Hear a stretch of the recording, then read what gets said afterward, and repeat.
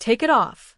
The words rang out from the liberal TV host, his voice cutting through the room like a challenge, sharp and impossible to ignore.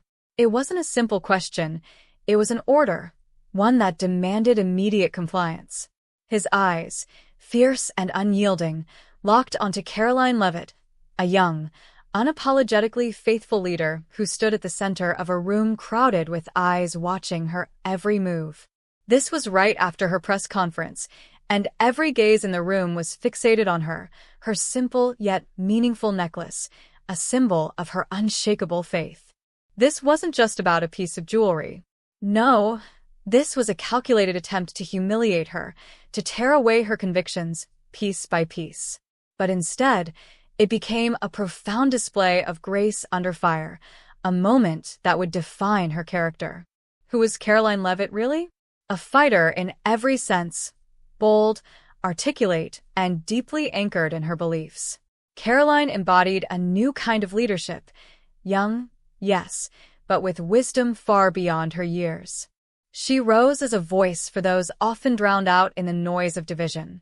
The day of this confrontation, she had just finished addressing pressing issues in her press conference, topics such as unity, freedom of speech, and the right to express oneself in a world that seemed to grow more fractured by the day. But clearly, not everyone shared her vision of what freedom meant. The liberal TV host had a personal vendetta, one that had festered over past encounters. This time, however, it wasn't about policy or political disagreements. No, this time it was deeply personal. His challenge was about her faith. "Take it off," he sneered again, his voice growing louder, more aggressive, as though daring her to defy him. The room fell into an uneasy silence, each person shifting in their seats, unsure of what would come next. But Karoline, she didn't flinch. With unwavering calm, she slightly tilted her head and offered the subtlest, most disarming smile. Then, in the calmest voice, she spoke. "You want me to take it off? My faith? That's what this necklace represents. My faith, my relationship with God, my strength. And you want me to remove it simply because you disagree with it?" Her words weren't defensive. They weren't angry or filled with defiance. No, they were measured, thoughtful, and immediately reframed the conversation.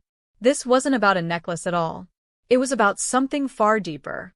But before we dive into the profound response that left everyone in that room speechless, let's take a moment to understand what led Karoline to this pivotal moment. Karoline Leavitt wasn't born into privilege. She didn't have a silver spoon handed to her, nor did she fit the mold of a typical political leader. She grew up in a modest home where faith wasn't just discussed on Sundays, it was woven into the very fabric of their daily lives. Her parents instilled in her the power of leaning on God during times of uncertainty, the strength found in prayer, and the importance of never apologizing for one's beliefs. "Faith isn't about shouting louder than others," her mother would often say. "It's about living with conviction, even when no one else does." Karoline carried that principle with her throughout her life, from high school debates to college lectures, where she often found herself standing alone as the sole voice for her worldview. She learned early on that standing up for what you believe in can sometimes make you a target. But she also learned that when you stand firm, you earn respect, even from those who disagree with you. And standing firm is exactly what she did that day. When the liberal host fired his antagonist a question at her, Karoline took a deep breath. Instead of focusing on the sharpness of his words, she focused on the teachings that had shaped her life. She thought about the lesson that faith doesn't need to be shouted or argued to have power. Sometimes, its quiet strength does all the speaking for you. "I'm sorry if my necklace makes you uncomfortable," she began, her voice steady, "but I wonder, why does it offend you so much? Are you really angry about a piece of jewelry? Or is it about what it represents?" There was a noticeable shift in the air. Everyone in the room could feel it. Her tone wasn't combative. It wasn't confrontational. It was, instead, inviting, a challenge for the man to pause and reflect on what he had just said. "This necklace," she continued, holding it gently between her fingers, "isn't just an accessory. It's a reminder of the strength I've found in my darkest hours, when nothing else could bring me peace." A reminder of the values I strive to live by: love, kindness, and the unwavering belief that every person around me has inherent worth, regardless of whether they share my faith. The room was dead silent. Even the TV host, who had prepared himself to escalate this exchange, found himself stepping back as her words sank in. But Karoline wasn't finished yet. "You see," she said, "I don't wear this necklace to make others believe what I believe. God gives everyone the gift of free will, and that includes the choice to follow him or not. I respect that deeply. But I wear this necklace because it reminds me of something you can't see. It reminds me of how far I've come, the battles I've fought, and the strength I've gained. Not by my own strength, but through God's grace." She paused, letting the words linger, heavy with meaning in the stillness of the room. Cameras flashed. Pens scribbled. The energy in the space was undeniable.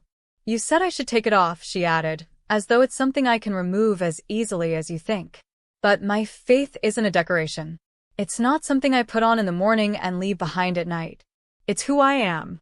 It informs every choice I make, every policy I advocate for, every interaction I have. And I say this knowing full well that not everyone shares my beliefs. And that's okay." Her words weren't just aimed at the TV host.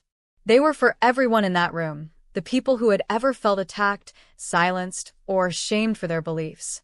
"I wear this necklace," she continued, "not because I think my faith makes me better than anyone else, but because it reminds me to be better. Better than I was yesterday, better to my friends and family, better to strangers who may need kindness more than I realize." The room erupted in applause. The liberal host, though visibly shaken, gave a small nod, perhaps realizing that, in that moment, he had been shown grace too. What had started as a clash full of anger had unexpectedly turned into a moment of reflection. Some called it a win for Karoline. Others called it a victory for something even larger: faith, resilience, and the courage to stand for what you believe without tearing others down in the process. And as for the necklace, it remained right where it belonged, proudly worn by a woman who refused to shrink in the face of adversity. Because in that moment, Karoline Leavitt showed the world what true strength looks like, rooted not in the symbols we wear, but in the principles we live by.